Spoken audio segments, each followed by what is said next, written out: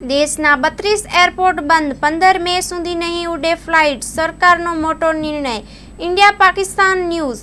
ભારત પાકિસ્તાનના તણાવ વચ્ચે ભારત સરકારે 9 થી 15 મે 2025 સુધી 32 એરપોર્ટ પર નાગરિક ઉડાનો અસ્થાયી રૂપે બંધ કરી છે. ભારત અને પાકિસ્તાન વચ્ચે વધતા સૈન્ય તણાવને કારણે ભારત સરકારે મોટો નિર્ણય લેતા ઉત્તર અને પશ્ચિમ ભારતના 32 એરપોર્ટ અસ્થાયી રૂપે બંધ કરવાનો નિર્ણય કર્યો છે. આ નિર્ણય directorate general of civil aviation અને એરપોર્ટ ઓથોરિટી ઓફ ઇન્ડિયા દ્વારા જારી કરાયેલ છે. નોટિસ ટુ એરમેન હેઠળ લેવામાં આવ્યો છે. ડીજીસીએના જણાવ્યા અનુસાર આ એરપોર્ટ પરથી તમામ પ્રકારની નાગરિક ઉડાન સેવાઓ 9 મે થી 14 મે 2025 સુધી અસ્થાયી રૂપે બંધ રહેશે. આ સમયગાળા દરમિયાન કોઈ પણ નાગરિક વિમાન જમીનની સપાટીથી અમર્યાદિત ઊંચાઈએ ઉડી શકશે નહીં. આ પ્રતિબંધો ફક્ત સુરક્ષા અને સંચાલનના કારણોથી લાદવામાં આવ્યા છે. પ્રભાવિત એરપોર્ટ્સમાં સામેલ અમૃતસર, શ્રીનગર,